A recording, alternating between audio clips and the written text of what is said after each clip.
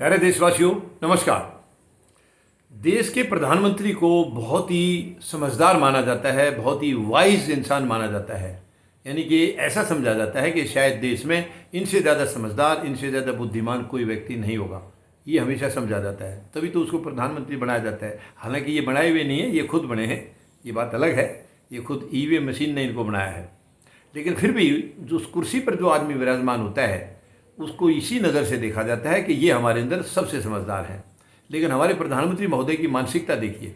अब 100 करोड़ वैक्सीनेशन कल पूरा हो गया है ऐसे बताया जा रहा है। हालांकि मैं एक बात ज़रूर कहूँगा, ये मेरा देश है और मेरे देश की जितनी कोई चीज़ अच्छी बातें बाहर आएंगी उतनी मुझे भी खुशी होगी, बेहद खुशी होगी, क्योंकि हम इस देश की सीमाओं की रक्षा करते रहे हैं।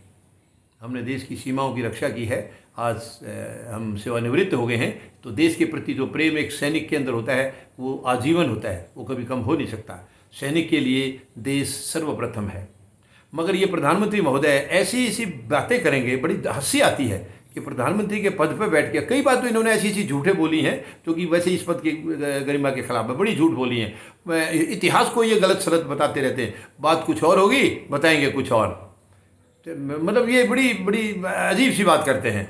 यानी मैं एक बार इन्होंने बोला था, गुरु नानक देव जी, संत कबीर और मतलब ये इकट्ठे बैठते थे, एक जगह मंथन करते थे, जबकि इनका जन्म अलग अलग टाइम में हुआ है। तो ये इस किस्म की जो है ना, ये आम बात है हमारे प्रधानमंत्री महोदय का। इतिहास को जानते नहीं है ये। अब इन्होंने 100 करोड़ के, पहली बात तो ये कोई उत्सव नहीं है। महामारी आई थी और मैं आपको साफ साफ बता देना चाहता हूँ, पहले भी कई बार बताया, वो महामारी आई नहीं थी, वो हमारे प्रधानमंत्री की देन थी। महामारी जो देश में आई है प्रधानमंत्री की देन है।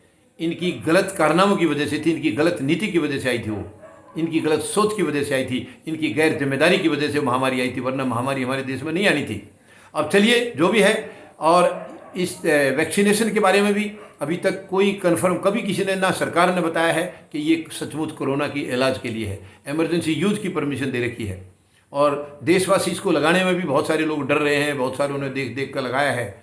चलिए कोई बात नहीं, लगा दिए हैं तो ये कोई उत्सव वाली बात ऐसे मुझे नहीं लग रहा है कि 100 करोड़ इंजेक्शन हम लोगों ने लगा। देखिए, इंजेक्शन जब शुरू होगा तो लगेगा ही, 100 भी लगेगा, 150 भी लगेगा, जितने भी जनसंख्या होगी सबके लगेंगे।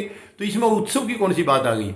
लेकिन अब उसको भी अपनी एक बस मूर्खता कहूँ तो प्रधानमंत्री पद के लिए वो शब्द अच्छा नहीं होगा, लेकिन वो बात तो मूर्खता की थी। इन्होंने थाली और ताली बजवाई थी, पिछली शुरू की जो महामारी आई थी, थाली और ताली बजवाई थी। तो ये मूर्खता नहीं तो और क्या है। और इनको कल प्रधानमंत्री महोदय ने उस बात को जायज़ ठहराया है कि ये थाली और ताली बजाने से देश आज इकट्ठा हुआ है, देश आज एक है। प्रधानमंत्री महोदय, कहाँ देश एक? आप तो देश को तोड़ने लग रहे हैं। आप तो देश को, तो आप केवल ये नाटक करते हैं, इवेंट बनाते हैं देश को एक बता करके, ताकि दुनिया आपकी तरफ जो है ना आकर्षित हो जाए। देश को तो आपने तोड़ दिया है, देश को तो आप बर्बाद करने पर तुले हुए हैं। बताइए, थाली और ताली बजाने से देश एक हो गया, गजब हो गया। तो ये आपसी प्यार और ये मोहब्बत और ये जो उठना बैठना, ये आपने भाईचारा ये खत्म कर रखा है, वो क्या चीज़ है? क्या थाली ताली बजाने से सब कुछ जुड़ जाता है क्या? प्रधानमंत्री महोदय, आप देश के प्रधानमंत्री हैं, हमें शर्म आती है जब आप इस टाइप की बात करते हैं। विदेशों में बदनामी होती है हमारी कि भारत में इस टाइप की मानसिकता के प्रधानमंत्री हैं। देखिए, विदेशों के अंदर हमारे प्रधानमंत्री की मानसिकता से देश का अंदाज़ा लगाया जाता है कि ये देश कैसा है, इस देश का क्या हिसाब किताब, क्या ढांचा है, क्या स्टेटस है। वो हमारे सरकार के या प्रधानमंत्री के कद से या उसकी पर्सनैलिटी से देख कर अंदाज़ा लगाया जाता है। तो आपकी पर्सनैलिटी तो ऐसी है, पता नहीं आप कब क्या बोल देते हैं। आप कुछ सोचते ही नहीं है कुछ बोलने से पहले। आप हर चीज़ को, अब ये देखिए, सबका साथ सबका विकास। प्रधानमंत्री महोदय, सबका विकास नहीं, सबका साथ, कुछ का विकास, बाकी का विनाश, ये किया आपने। 7.25 साल में आपने ये किया और आज भी उसी को करने में लगे हुए हैं। आप देश का विनाश करने पर लगे, विकास नहीं कर रहे आप। विकास आपकी किस्मत में है ही नहीं, विकास करना आपने सीखा ही नहीं है, आपकी राशि में ही नहीं है विकास। आप केवल विनाश कर सकते हैं, विकास नहीं कर सकते। विकास तो केवल उनका कर रहे हैं जो पूरे देश का विनाश करके आप उनका विकास करना चाह रहे, तीनों दो घरानों का। तो तरस आता है हमें, बड़ी बड़ी दया आती है आपके ऐसे विचारों के ऊपर। जब आप जैसे मूर्खता वाले बयान होते हैं, कोई आम मूर्ख आदमी जो बयान दे देता है, उस तरीके से हमारे देश के प्रधानमंत्री बयान देते हैं, कुछ नहीं सोचते हैं वो। बताइए, अब वो चारों तरफ लगा दिया, ये 100 करोड़ हो गया, चलिए हो जा। मुझे तो यकीन नहीं हो रहा है कि इसमें भी आपने जिस दिन आपका जन्मदिन था उस दिन की सारी बात सामने आ गई थी कि वो सारे आंकड़े फर्जी थे। फर्जी थे। एक एक मोबाइल नंबर पर 15-15, 16, 17 इंजेक्शन लगे हैं, सारे फर्जी थे। तो अब इस 100 करोड़ का क्या गारंटी है कि 100 करोड़ लग ही चुके होंगे। लेकिन आपको तो क्योंकि चुनाव आ रहे हैं ना सिर पर, तो आप नई नई बातें इस किस्म की लाएंगे निकाल करके जनता को बेवकूफ़ बनाने के लिए। मगर जनता बेवकूफ़ अब नहीं बनेगी प्रधानमंत्री महोदय, आप भूल जाए इन चीज़ों, ये हथकंडे छोड़ दीजिए। इसकी बजाय अगर आप कुछ काम करना शुरू करें, अभी भी 4-5 महीने में कुछ सचमुच ईमानदारी से करके दिखाएं। आप केवल घोषणाएं करते हैं, आप घोषणा मंत्री हैं, प्रचार मंत्री हैं, चुनाव जीवी हैं आपने करना कभी सीखा ही नहीं है, ना आपकी इच्छा है करने की।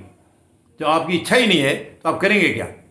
तो ये बड़ी अजीब, बड़ा मतलब चिंता होती है कि हमारे देश का प्रधानमंत्री ऐसी मानसिकता रख रहा है। उनको पता ही नहीं है कौन सी बात कहने की है, कौन सी नहीं कहने की है, और कौन सी कब कहनी है, कुछ भी पता नहीं है, जो मर्जी मुंह से निकाल देते हैं। आप कम से कम उस कुर्सी का मान रखें, उस पद का मान रखें प्रधानमंत्री महोदय, उस प्रधानमंत्री के पद की गरिमा का ध्यान रखें आप। बहुत दुख होता है जब इस किस्म की चीज़ें, इस किस्म की मानसिकता देश के प्रधानमंत्री की तरफ से आती है, तो बड़ी चिंता होती है, बड़ा दुख होता है। धन्यवाद। जय जवान, जय किसान, जय हिंद।